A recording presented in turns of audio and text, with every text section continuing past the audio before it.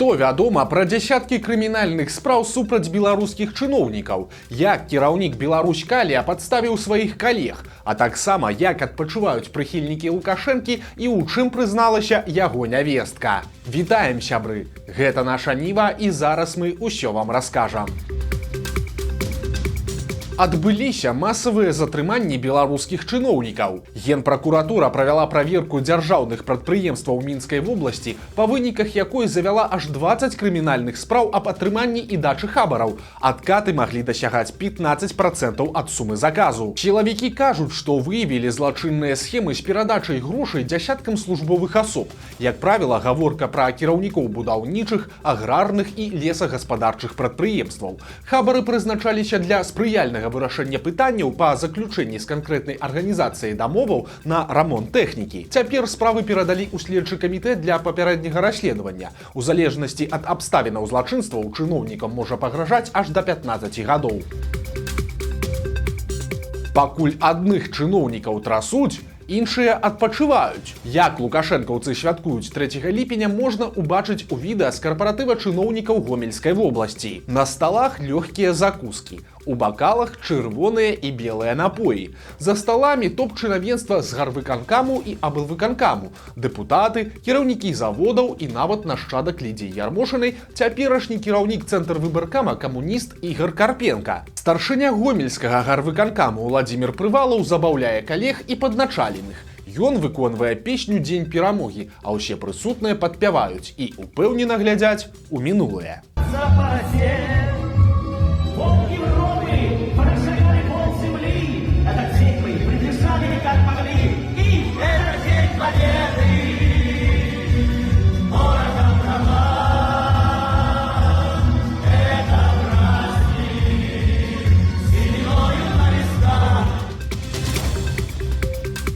Гендырэктар Беларуськалія прыдумаў бяспройгрышны спосаб, як спадабацца Лукашэнку. Іван Галаваты, кіраўнік найбуйнейшага горназдабываючага прадпрыемства краіны, узяў адпачынак, але не паехаў на пляж ці ў санаторый. Замест гэтага Галаваты сам сеў за стырно камбайна і ўвесь адпачынак адпрацаваў на жніве. І вось, калі б гэта прайшло ціха, то можна было б патлумачыць такія паводзіны дырэктара альтруізмам ці шчырым хваляваннем пра намалоты збожжа. Але ж не, цяпер сам Галаваты раздае пафасныя каментары пра родную зямлю і працу хлебаробаў, а Салігорскі райвыканкам нават выпісаў яму ганаровую грамату. І вось, ці спрацавала гэтая паказуха, мы даведаемся ўжо хутка. Калі Лукашенка пачне прыводзіць камбайнёрскія здольнасці Галаватага ў якасці прыклада іншым дырэктарам, значыць стаўка апраўдалася, і троху балаў у вачах свайго галоўнага начальніка дырэктар зарабіў. Праўда, магчыма, такім спектаклем Галаваты падставіў кіраўнікоў іншых прадпрыемстваў, бо цяпер жа ім прыйдзецца адпавядаць і замест паездкі з жонкай у Егіпет ці Турцыю таксама праводзіць свой адпачынак у беларускіх палях.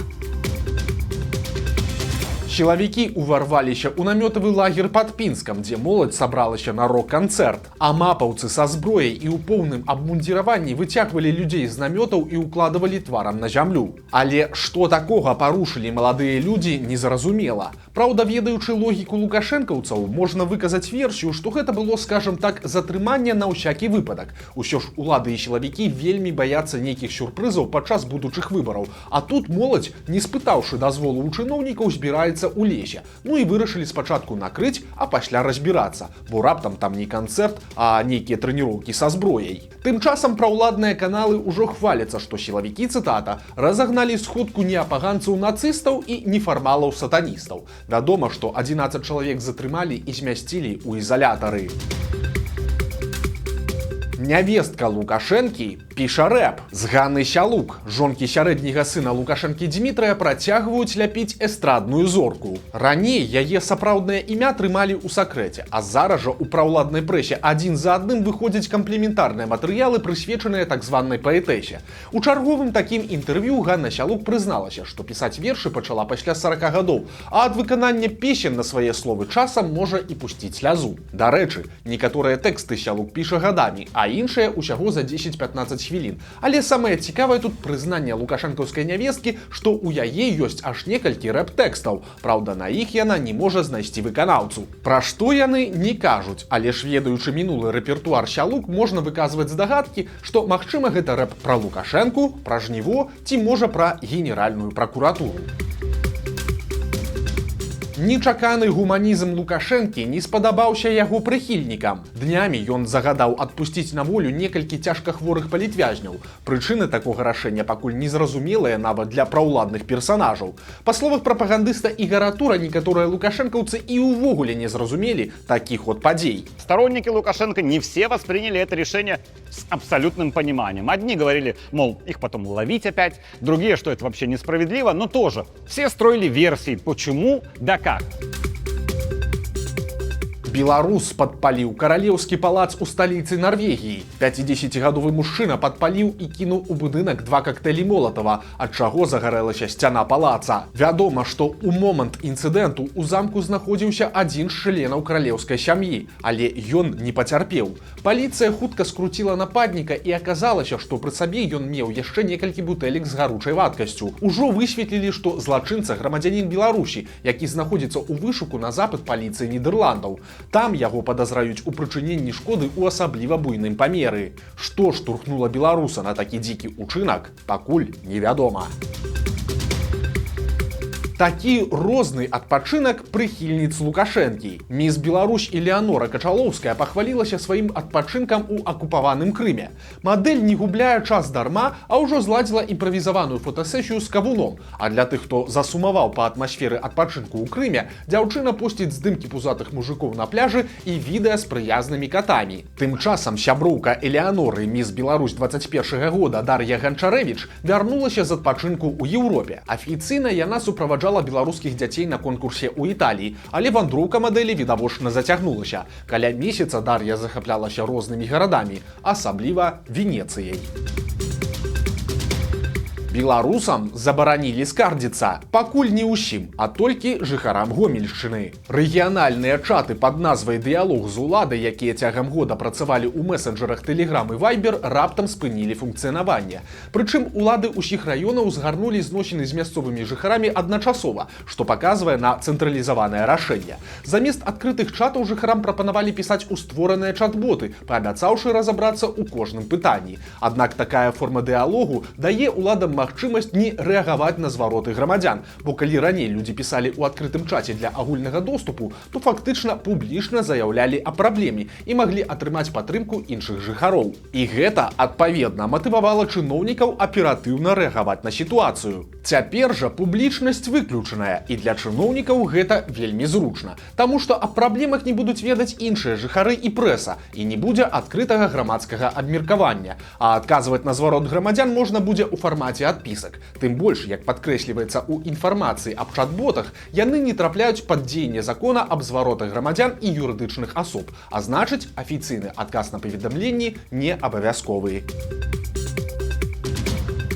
Што будзе, калі памачыцца на вуліцы, а пасля стрэліць з ракетніцы ў твар мінаку? Пра гэта даведаўся п'яны Мінчук. Мужчына вырашыў справіць малыя патрэбы проста каля выпадковага дома, і яму зрабіў заўвагу мужчына, які праходзіў міма. Тады хуліган дастаў з кішэні сігнальны пісталет, які быў зараджаны 3 аэразольнымі балончыкамі са слезацечным эфектам. Мужчына выпусціў усе 3 патроны ў бок неабыякавага мінака, пасля чаго паспешліва пакінуў месца здарэння. Пацярпелы атрымаў цэлы шэраг траўмаў, у тым ліку кантузію цяжкай ступені, кровазліццё ў вока, эрозію рагавіцы і шмат чаго яшчэ.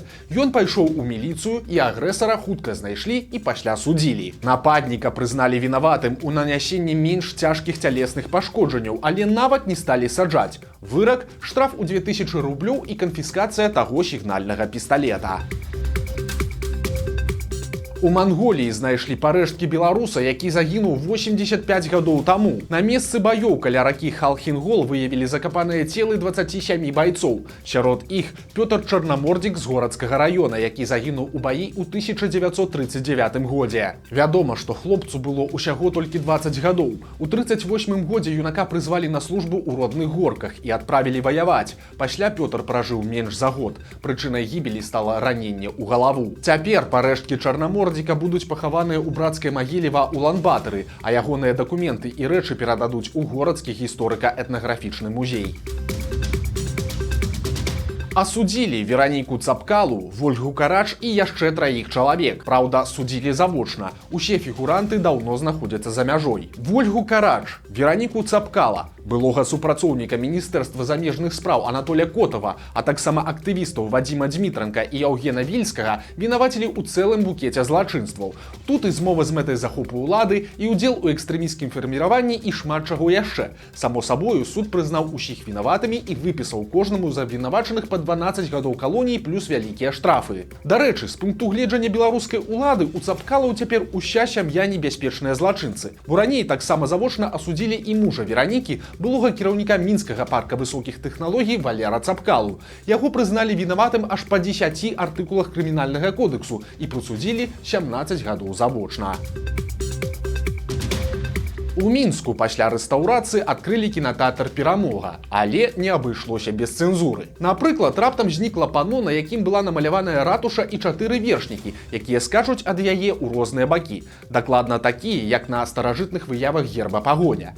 Цяпер замест гэтай выявы проста зафарбаваная чырвоная сцяна. Прычым знікла толькі гэтае пано. Інакш як тым, што выява не прайшла ідэалагічную праверку, немагчыма патлумачыць яе знікненне. Бо аналагічнае пано на іншым канцэ фае засталося на сваім месцы. Магчыма таму, што там ідэалагічна бяспечная карцінка, храм і таксама 4 вершнікі, але ж выкананыя ў манеры маскоўскага іканапісу. Новая бяда адбылася на Гомельшчыне. Раней людзей масава атакавалі мошкі, а цяпер іх замянілі камары. Вось так, напрыклад, выглядаў шпацыр мясцовай жыхаркі Палеся. Па словах жанчыны, вялікія тучы камароў накідваюцца на чалавека і не рэагуюць нават на рэпеленты. Прычыны гэтаму банальныя. Цёплае лета плюс шмат дажджоў. Гэта ідэальныя умовы для размнажэння крылатых крывапійцаў.